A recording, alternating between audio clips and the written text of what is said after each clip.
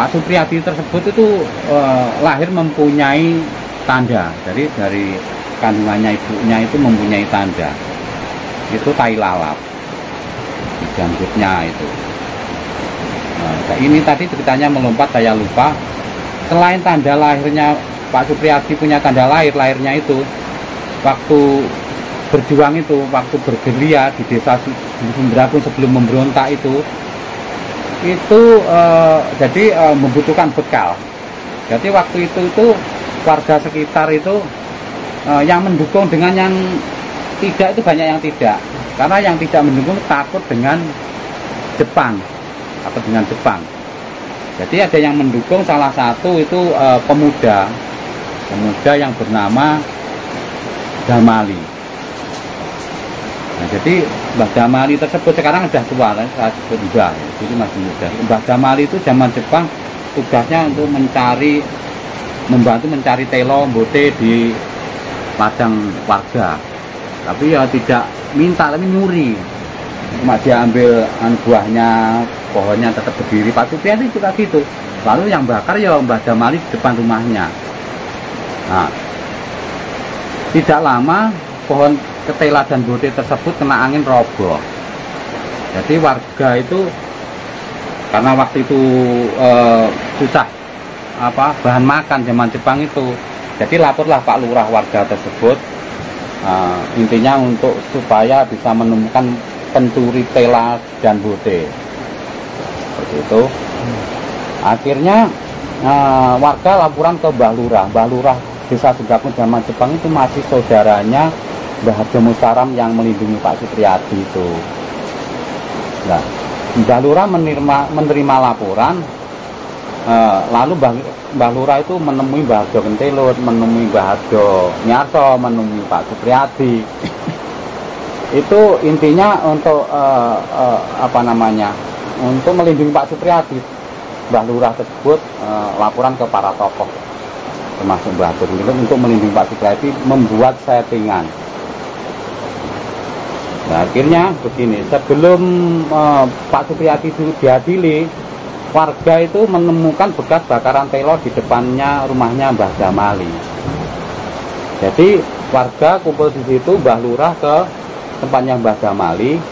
Akhirnya Mbah Damali yang waktu zaman Jepang itu masih anak muda, yang mungkin sekitar umur 16 tahun lah, masih belum cukup terlalu dewasa lah, disebut anak muda gitu lah.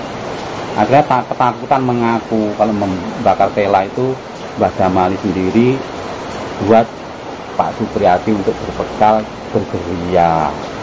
Akhirnya ditangkaplah Pak Supriyadi tersebut, dihadiri di kantor desa Sumberakung. Di depan kantor desa Sumberakung dibakar Pak Supriyadi, tapi sudah di setting. Engkau akhirnya Mbah Harjo Mustaram menyiapkan genter, api menyala, kamu nanti kalau sudah dodol pakai genter kamu lari yo. Setelah apinya menyala disodol pakai genter, Pak Supriyadi lari. Tapi ya sempat kebakar punggungnya sini, sama itu pucuknya genter pring bambu itu mengenai ini kulitnya punggung itu, sampai sekarang itu masih ada. Gitu. Jadi bekas tembak masih ada, tai lalatnya juga ada. Bekas luka bakarnya, remang-remang bekas genter itu juga masih ada. Itulah ciri-cirinya Pak Supriyadi. Menurut Mbah Harjo dan Ibu diwariskan kepada saya, Pak Supriyadi memang benar-benar masih hidup seperti itu. Jadi bukan ngau-ngau ya. Jadi Supriyadi itu sebetulnya nama kata sandi, bukan nama komandan pejuang peta, bukan. Menurut Mbah Harjo, ini kan kronologi perjuangan Mbah Harjo dengan Pak Supriyadi dengan kawan-kawannya. Jadi kalau lahirnya pejuang Supriyadi yang aslinya bernama Priyambodo tersebut, Priyambodo itu lahir pada itu tadi yang saya sebutkan tadi, 1900. Kalau Supriyadi nama kata sandi tersebut lahir dan diresmikan di Trenggalek pada tahun 1923. Itu nama kata sandi. Nah, nama kata sandi itu masih dibuat masih zaman Belanda, dan untuk senjata melabui penjajah seperti itu.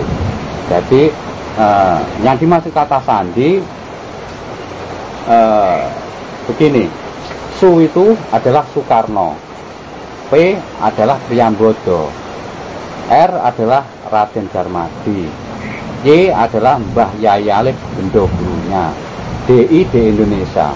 Jadi mana kata sandi tersebut sebetulnya selain buat senjata melabui para penjajah, itu juga mengunci nama komandan pejuang Peta Priambodo tersebut di dalamnya. Nggak bisa digantikan orang lain seperti itu, karena ini belum masuk dalam catatan buku sejarah, masih kronologi perjuangan Mbah Harjo yang diwariskan terhadap anaknya. Mbah Harjo berpesan dulu nguri-nguri, melestarikan. Kalau perjuang ini masih hidup, jangan cuma namanya yang diuri-uri. Katanya Mbah Harjo berdosa, harus orangnya juga diuri-uri. Saya diberi tugas untuk ini, untuk menyampaikan, termasuk ke orang yang datang ke sini, termasuk media, itu memang tugas saya. Cerita ataupun sejarah yang diwariskan oleh Mbah Harjo Kentelo terhadap putranya yang termasuk jenengan ya, itu artinya kalau Akang sendiri kan tidak mengalami dengan zaman itu, berarti semua cerita dari awal sampai di detik-detik ini ya, itu berarti adalah cerita yang diwariskan oleh Mbah Harjo terhadap Akang gitu ya. Betul sekali. Terus berkaitan dengan orang-orang yang mengaku dengan Supriyadi, kan itu banyak Iya. mengaku Supriyadi masih hidup dan saya orangnya. Iya. Kan ini kan masih banyak apa ya, pro kontra atau Iya. persepsi yang berbeda di kalangan Iya. masyarakat luas. Itu Benar. seperti apa itu sebetulnya? Ya begini.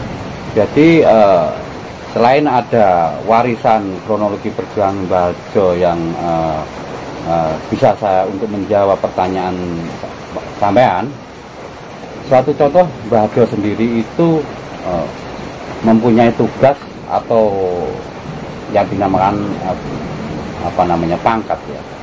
Mbah Harjo itu adalah intelijen negara. Intelijen negara yang dipilih oleh Bung Karno dari Persatuan Seribu Sesepuh. Mbah Harjo itu selain intelijen, Mbah Harjo itu salah satu dari persatuan seluruh Indonesia Seribu Sesepuh. Salah satunya di sini Mbah Harjo ini yang menjadi intelijen yang dipilih oleh Bung Karno. Ya, begini. Mbah Harjo ini menjadi intelijen tidak didata atau didaftar gitu ya, atau dikasih seragam gitu ya. Sampai Mbah Harjo itu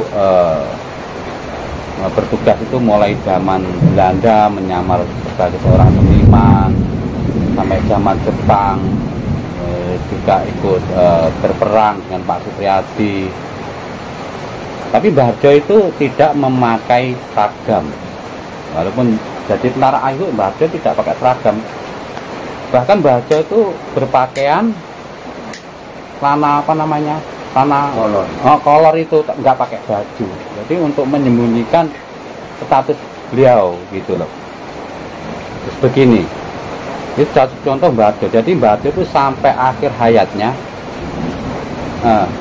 tidak punya catatan bahwa itu Mbah Harjo itu atau piagam gitu, Mbah Harjo itu seorang intelijen atau pejuang peta, itu nggak punya Mbah Harjo itu sampai akhir hayatnya. Semasa itu Mbah Harjo itu memberi pemahaman saya atau mewarisi sejarah perjuangan itu begini. Supriyadi itu adalah nama kata sandi yang zaman Jepang yang dipakai oleh Komandan Priambodo dan teman-teman seperjuangannya dijadikan nama Regu Pejuang Peta. Jadi nama grup pejuang itu semua Supriyadi, grupnya Supriyadi, semua namanya Supriyadi, untuk melabui para penjajah, untuk menyelamatkan komandannya tersebut. Jadi yang saat ini yang sampai tanyakan banyak bermunculan Supriyadi itu tidak salah, itu bisa jadi pejuang peta grupnya Pak Supriyadi. Nah itu di dalamnya itu. Terus Mbah Harjo itu ya persatuan dari 1000 sesepuh. Mbah Harjo itu juga Supriyadi karena bergabung di regu pejuang peta tersebut. Satu contoh dari orang tua saya seperti itu. Ya kan, Mbah Harjo itu meninggal di umur berapa? Mbah Harjo itu meninggal kalau menurut pengakuan kelahiran dari Mbah Harjo tersebut, lahirnya pada tahun 1820. Kurang lebihnya kalau saya hitung itu Mbah Harjo tidak ada itu berusia 215. Di umur 215. Di umur 215 tahun meninggalnya. Dan termasuk yang menemukan situs. Ya begini. Mbah Harjo itu penemu situs Desa Gadungan atau Candi Waringin Branjang. Kalau nama aslinya sebetulnya Kerajaan Peradaban Suku Kelang. Suku Kelang itu leluhurnya orang Majapahit tersebut. Jadi menurut Mbah Harjo begini, waktu zaman leluhur itu ada 3 suku. Jadi ada suku Kelang, itu suku pribumi, ada suku Kalang, itu dari Persia. Jadi Kalang dengan Kelang itu beda. Dengan suku Keling, jadi kalau dari Persia itu Begawan yang membawa ajaran Islam masuk ke tanah Jawa atau Indonesia. Kalau Keling itu tadi yang dibawa ya kurang lebihnya ya Hindu dan Buddha itu tadi. Tapi 3 suku tersebut berbaur, jadi ya dengan suku pribumi Kelang tersebut berbaur dan beranak pinak jadi beseran. Jadi menurut Mbah Harjo itu kalau suku pribumi itu sebetulnya orangnya itu tinggi besar dan berkulit bersih kayak Mbah Harjo tersebut. Saya diberitahu ya kulit kamu itu makanya ada merah-merahnya, agak hitam itu dari gen dari India. Kelang itu tadi, Keling itu tadi. Orang Jawa sebetulnya pribumi itu bersih-bersih, orangnya tinggi besar. Kalau suku pribumi sendiri itu ya Kelang itu bukan Kalang ya, bukan Kalang, Kelang. Artinya berarti Mbah Harjo sendiri merupakan keturunan Majapahit asli. Justru sebelum Majapahit, keturunan sebelum orang Majapahit. Orang Majapahit tersebut dari suku Kelang tersebut. Ya, seperti itu. Nah, jadi apa namanya? Kalau orang sekarang ya orang Indonesia sekarang atau suku Jawa ini, menurut saya sendiri, saya bertanya juga kepada Mbah Harjo, kenapa saya ini kok nggak tinggi besar, kalau kulit saya nggak bersih kayak Mbah Harjo? Karena diterangkan tadi ada gen keturunan campuran itu tadi, mungkin dari ibu saya, mungkin bisa begitu. Kenapa saya kok nggak, orang sekarang kok nggak tinggi besar, karena banyak kejadian sejak zaman penjajahan itu, zaman penjajahan Belanda 350 tahun, ada Jepang, itu bisa menurut Mbah Harjo itu bisa dikatakan kurang gizi gitu loh. Orangnya kecil-kecil gitu loh. Akang bersama Mbah Harjo, Bapak Akang ya, itu sekitar umur berapa tahun? Oh, lahir saya tahun Mbah Harjo. Saya kelahiran tahun 1981.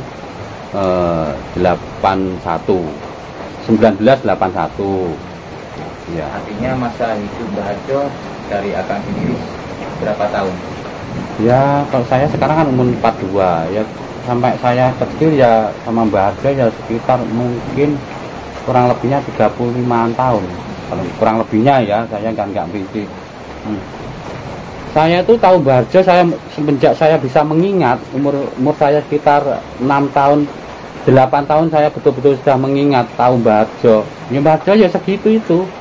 Ya enggak muda ya tetap segini ini. Saya juga penasaran, aku enggak berani tanya sama Mbah Harjo. Jadi tanya dengan mantri hutan sini. Kan waktu itu saya sudah diajak menemukan candi di sini, jadi ada mantri hutan, saya ngomong-ngomong. saya ini kok punya bapak sudah tua atau Pak Welas gitu. Saya sampai melihat Mbah Harjo itu apa dulu masih muda. Saya jadi mandor, sekarang saya sudah tua, Mbah Harjo segitu itu kok gitu. Memang Mbah Harjo itu ya kayak enggak gimana ya, umurnya memang sudah banyak, segitu-gitu aja tampangnya Mbah Harjo, enggak berubah gitu. Adakah sesuatu keajaiban ataupun di luar nalar ataupun ilmu yang dimiliki oleh Mbah Harjo semenjak Akang bersama Mbah Harjo? Ya, sebetulnya gini, awalnya Mbah Harjo itu keturunan dari suku Kelang, itu bagian pemimpin agama. Kalau Islam, kalau dari Islam ya begawan gitu, begawan, tapi orang begawannya ilmu Jawa, kawurannya orang Jawa, itu yang dinamakan apa namanya, ajaran budi pekerti, seperti itu. Kejawen, budi pekerti, ajaran leluhur itu. Adakah ilmu-ilmu yang dimiliki Mbah Harjo, mungkin pernah kejadian Mbah Harjo tidak mempan begini, tidak mempan begitu, atau melihat ini gitu, begitu? Iya, ada. Salah satunya apa itu, Kang? Ya Mbah Harjo itu berjuang kan selamat itu karena kayak punya ilmu kebal, punya saipi angin, gitu, bisa menghilang penglemunan dan lain sebagainya. Satu contoh dan lain sebagainya ya untuk pengobatan. Doa-doa juga doa untuk apa namanya, untuk keagamaan seperti doanya putu, doanya sholat, doanya makan, itu punya, tapi ya itu ketinggalan leluhur asli pribumi gitu, seperti Kang, itu. Di waktu Mbah Harjo meninggal, ya, saya sempat mengutip cerita itu. Di waktu Mbah Harjo meninggal, terus dimakamkan bukan di tempat ini. Ya, benar. Itulah ada suatu istilahnya mungkin keajaiban atau apa ya, saya kurang tidak mengerti dengan itu. Katanya itu dipindah, Mbah Harjo itu dipindah ke sini. Itu kronologinya kok sampai dipindah itu kenapa? Seperti ini. Sebenarnya seperti ini. Mbah Harjo memang keturunan dari suku Kelang tersebut yang membuat kerajaan peradaban atau candi ini, candi Waringin Banjang Gunung Gedang ini. Jadi Mbah Harjo itu memang semasa hidupnya sudah berpesan, kalau nanti saya pulang ke alam saya minta dimakamkan di tempat kerajaan leluhur saya begini. Karena walaupun saya nanti sudah pergi, itu hanyalah jasad saya saja, yang raga saya yang tidak kuat seperti itu toh. Akhirnya berpesan Mbah Harjo itu berpesan terhadap saya, nanti kalau saya sudah tidak ada, tolong diuri-uri sejarah peradaban tersebut, tolong diuri-uri adatnya, tolong diuri-uri sejarah perjuangan saya, tolong diuri-uri seni budaya saya, tolong diuri-uri tali silaturahmi atau keduluran dengan generasi penerus, seperti itu. Nah, terus Mbah Harjo itu begini, awalnya dimakamkan di kampung itu sebelumnya sudah berpesan di tempat ini tadi yang saya ceritakan. Kenapa kenapa dimakamkan di kampung? Berhubung istrinya Mbah Harjo itu ada 9, jadi anaknya banyak. Saya itu anak pertama dari istri nomor 9, anak pertama, istri terakhir. Jadi setelah Bapak Mbah Harjo itu meninggal dunia, itu diminta oleh kakak saya yang beda ibu untuk dimakamkan di samping makamnya ibunya, ibu saya yang punya kakak saya itu. Jadi kan saya kan anak yang ibu paling muda, jadi nggak berani atau membantah kemauan kakak saya. Akhirnya dimakamkanlah di kampung. Setelah dimakam di kampung, 3 harinya masuk Mbah Harjo itu rohnya masuk ke raganya cucunya yang bernama Suwono. Itu pas selamatan di sini banyak orang Suwono itu dimasuki Mbah Harjo yang lari dari tempat ini ke tempatnya Mbah Semar yang antara adik saya yang namanya Bujo Utomo ini. Artinya Bujo Utomo ini memberitahu saya bahwa bapak masuk dalam raganya Suwono seperti itu toh. Akhirnya saya datang ke tempatnya Mbah Semar dengan muridnya yang namanya Mbah Sunari. Di sana saya tanyai Suwono yang sudah dirasuki Mbah Harjo. Saya tanyai, ada apa toh Pak, kok masuk dalam raganya cucumu atau cucunya raganya Suwono? Anu le toh, aku harus pesen dengan awakmu.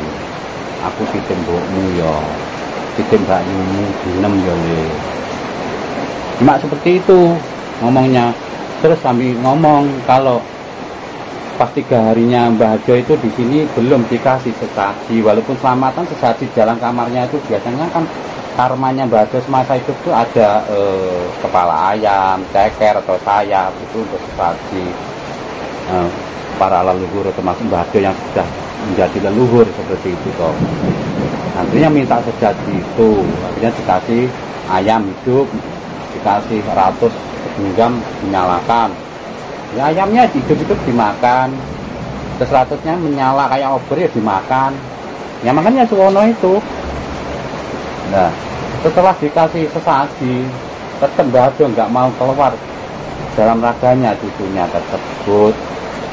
Akhirnya Mbah Harjo minta ke sini ke ruangannya tersebut. Akhirnya ada berapa orang, lebih dari 5 orang yang menyaksikan Mbah Harjo masuk dalam tubuhnya cucunya itu. Akhirnya Mbah Harjo di situ ngomong, jadi ngomongnya enggak terhadap saya, ke orang-orang itu. Aku kan sudah bilang kalau aku minta dimakankan di sini ya seperti itu. Aku pindahan ke sini.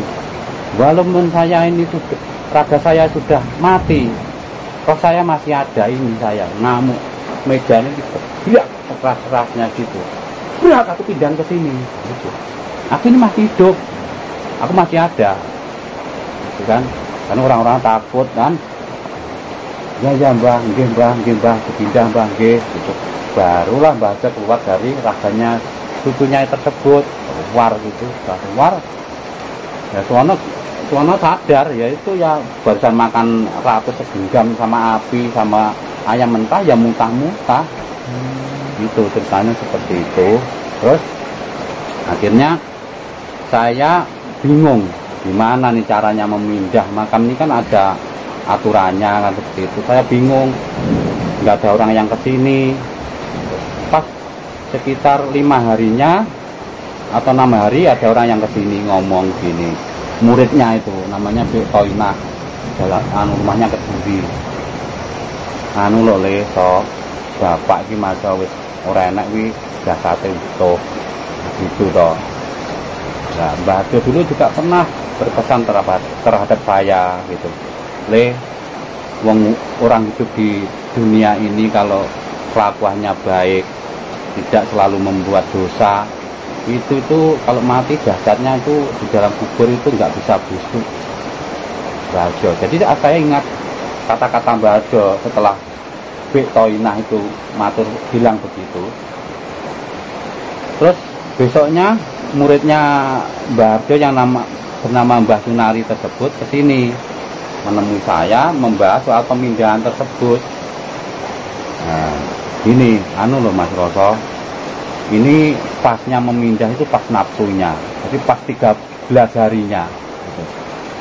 Nah, jadi ya saya bingung gimana, apa ya Mbah Harjo itu benar-benar tidak busuk di dalam kuburnya jasadnya ini, yang itu tanda tanya. Tapi akhirnya saya percaya nanti walaupun Mbah Harjo itu busuk menjadi kayak apa ya, kayak endut itu ya, itu memang cikal bakal saya di situ. Yang penting saya bisa melaksanakan permintaan Mbah Harjo, menjalankan amanah.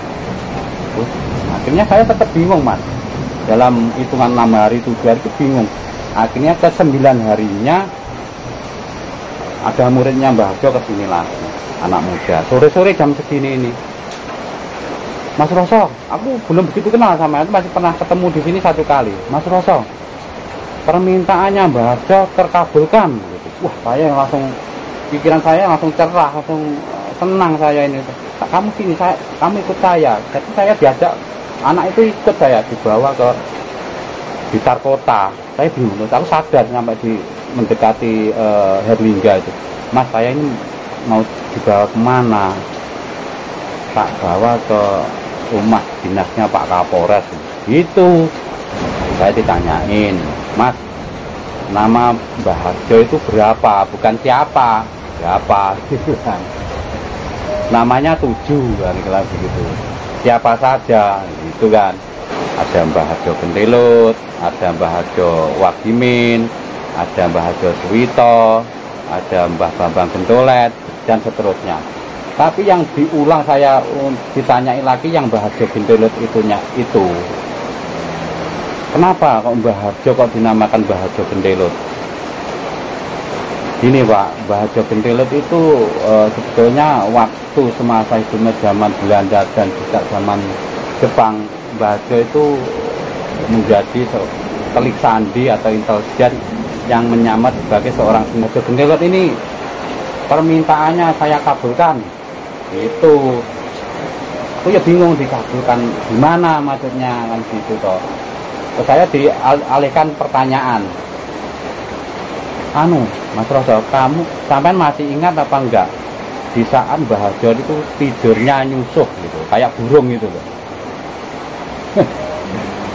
Sampai masih ingat apa enggak Mbah Harjo di dalam hutan itu sering mengajar murid-muridnya. Sampai masih ingat apa enggak candi yang pertama kali ditemukan itu dikelilingi pakai kain seligu segitiga. Ingat Pak, tapi yang nyusuh itu loh, saya masih kecil Pak. Kalau murid-muridnya itu di dalam hutan saya juga masih ingat Pak, karena Mbah Harjo setiap ngasih suruh muridnya ngambil pisang di hutan, itu mesti ngomong sama ibu saya mendengar. Jadi bahwa di dalam hutan karena Mbah Harjo itu ada muridnya. Oh iya. Nah itu saya mikir loh, orang-orang ini siapa kan gitu kan, saya belum kenal orang-orang ini. Ternyata Mbah Harjo itu memang oleh dari dinas terkait kepolisian, tentara itu Mbah Harjo sebetulnya walaupun tidak didata, Mbah Harjo itu dideteksi bahwa Mbah Harjo itu intelijen negara, seorang pejuang. Kenapa saya bilang begini? Karena Mbah Harjo mau dimakamkan di kampung itu ada bapak kepolisian dari Gandusari, juga dari Kapolres, untuk memberi izin menghormati pakai senjata api. Tapi dengan kakak saya ditolak karena Mbah Harjo itu permintaannya memakai mercon. Nah, kebetulan kakak saya itu memang benar-benar nggak ngerti bahwa bapak saya itu seorang perjuang. Yang ngerti Mandiwarni cuma saya. Jadi saudara-saudara saya banyak itu nggak ngerti kalau Mbah Harjo itu seorang pejuang. Kenapa saya kok diwarisi? Saya ngerti, saya itu mulai kecil selalu ikut Mbah Harjo, karena Mbah Harjo yang kehidupannya berbeda dengan orang lainnya, sering di kampung jauh dari tetangga, kalau tidak di kampung di dalam hutan. Jadi saudara saya yang lain itu tidak bisa ikut dengan Mbah Harjo karena kehidupan kebiasaan Mbah Harjo itu. Yang bisa saya ini kan gitu kan. Setelah itu dikabulkan untuk memindah jenazah dari Mbah Harjo itu seperti apa kronologi? Nah kan Pak Kapolres bilang itu dikabulkan Mas, permintaannya Mbah Harjo itu. Tapi ini sampai masih diuji. Ini negara-negara hukum. Sampai kudu lapor ke perhutani, ke desa. Kalau soal di kepolisian biar saya bantu. Akhirnya saya di kantor desa Gadingan untuk meminta surat pengantar ke dinas perhutani untuk pemindahan Mbah Harjo. Ya, jadi ya yang ngetik itu Bapak Joko Boyo, sekarang masih aktif di Gadingan. Gitu. Enggak, mana bisa makam dipindah Mas. Tapi tangannya sambil ngetik gini, saya pikir ya saya nggak dikasih surat itu. Tiba-tiba gini, ini udah jadi Bapak tanda tangan Pak Kades, langsung ditanda tangan ke perhutani, belum sampai masuk ke ruangan tamu itu sudah ada apa Mas Roko? Ini saya bawa ini mau nganu Mbah Harjo. Oh Mbah Harjo sudah saya kabulkan di sana gitu. Itu akhirnya di hari H 13 harinya, di 13 harinya baru dipindahin iya. jenazah. Di 13 harinya begini Mas, malam di sini ada orang 25 orang yang untuk teman saya, besok saya punya kajet pemindahan itu ada yang bawa namanya mobil pickup gitu ya. Saya nggak kepikiran karena saking saya pikiran campur-campur kan gitu, bingung nggak berduga juga bagaimana ini besok.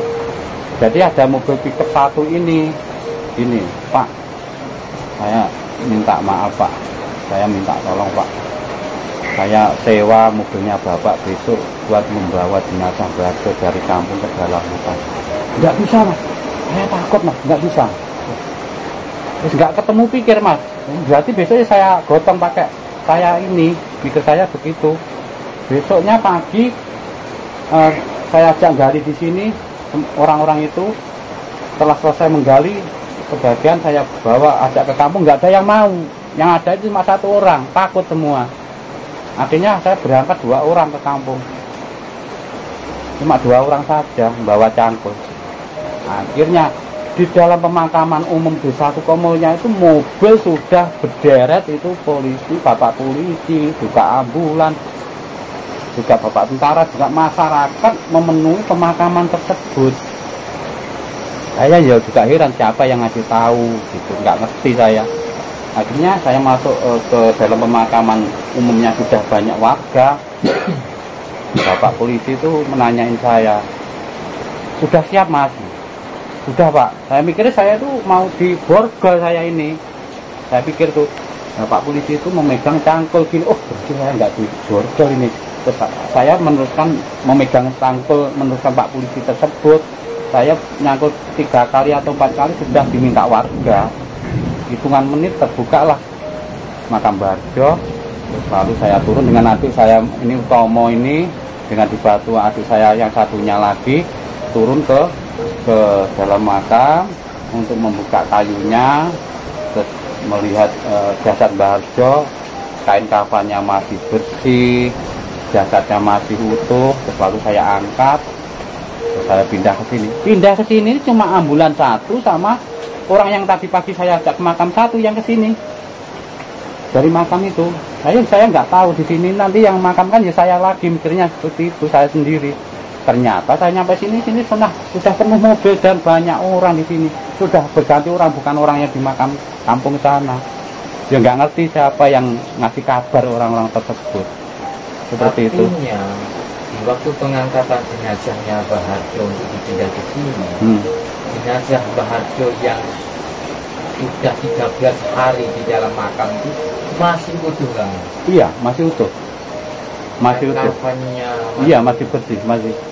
Saya itu sampai ini di luar pemikiran saya, walaupun Mbah Harjo pernah berpesan, muridnya juga memberitahu kalau Mbah Harjo di dalam kubur itu masih utuh. Saya itu sampai sempat 50% kepercayaan saya itu sampai saya bikin peti, saya kasih plastik polybag. Ternyata jasad Mbah Harjo itu masih utuh.